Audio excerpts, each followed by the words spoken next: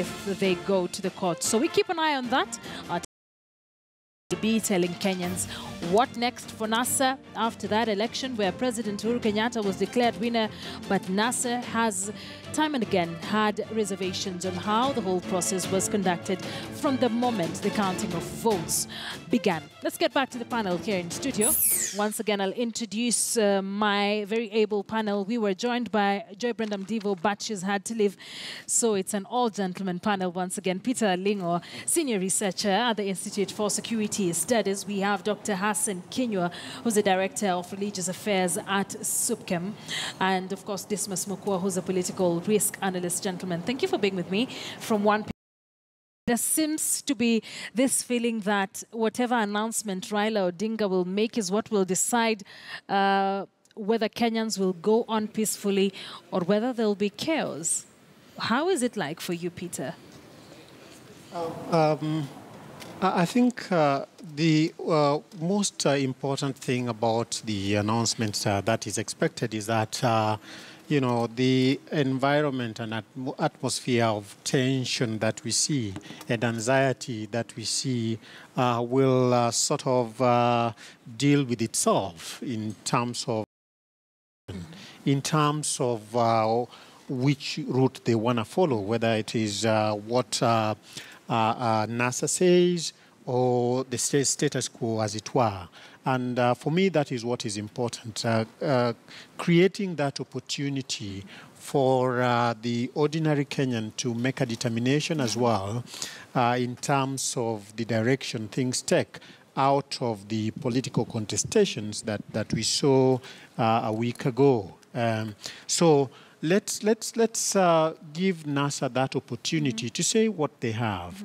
You know, it is leaders, they represent Kenyans as well, and by virtue of that, they have a right to speak onto these issues, not just as direct stakeholders, but also as leaders and representatives of this country, in this country. So once that statement is been put out there and it's on the table, I think as Kenyans we can now begin to interrogate that statement and determine it for its value and see how we can come to terms with it.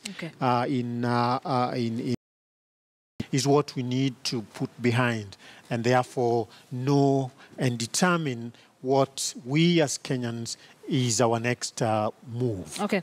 Dr. Hassan, earlier on during a conversation, Dismas said that he feels like religious leaders have failed Kenyans on this one, even drawing comparisons from what we used to see in the 90s. And this is not an isolated comment. When you hear Kenyans speak, they're asking, where is the church? Where is the clergy in this? Do you think, as a religious scholar, that you would have done more for Kenyans during this particular period? Engaged in trying to see how the process will work. And even when they were there, we were part of the people who scrutinized them and also who analyzed their track record and the rest and assist the government to put them where they are. And on 6th of August 2017, I remember we were called by IBC and other stakeholders, and we were at Bomas.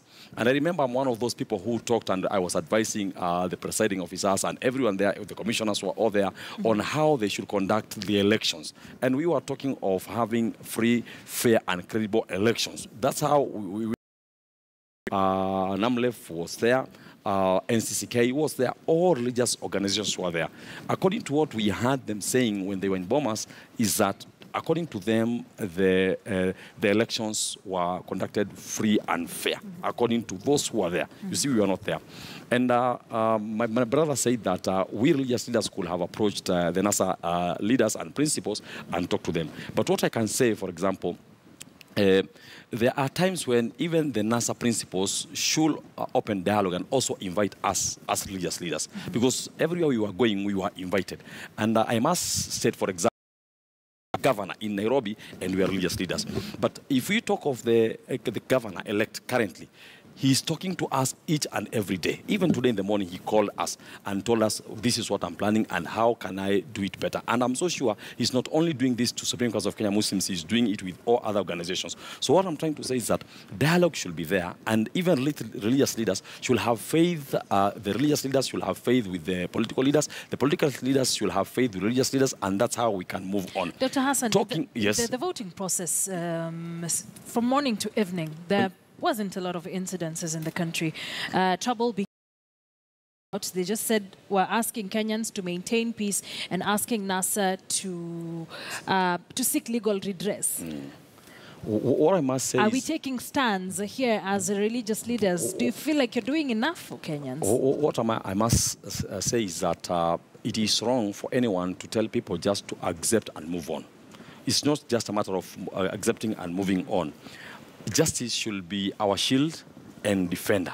We should see justice taking its course for us to have peace. And that's what I said. I repeated on 7th. I'm repeating today, and I said that it on 7th of August, and also tell that family. Number one, the person who killed that child will die like a dog. We don't have any other way, because you kill someone innocent, you will die. That policeman who killed that child will obviously die, and even his family will have all stress till they die. Is that in any way some sense of reprieve for a family that has just lost? You know what you're trying to say? When you have trust in the justice systems in the country. I think the government should do its best to see that the police who did that policeman is taken to court, and we see justice taking its course. But unfortunately, sometimes you look at even the leaders who are head of Moi. Moi's leadership could be seen as a dictator leadership. But the leadership you are seeing today, it's a leadership of playing around with the minds and the rest. So even as leaders, we are playing the game as it's played. Okay. Yes. You're playing mind games with the government. No, not mind gamers. But what I'm trying to say is that we cannot be so confrontational because they are not that confrontational.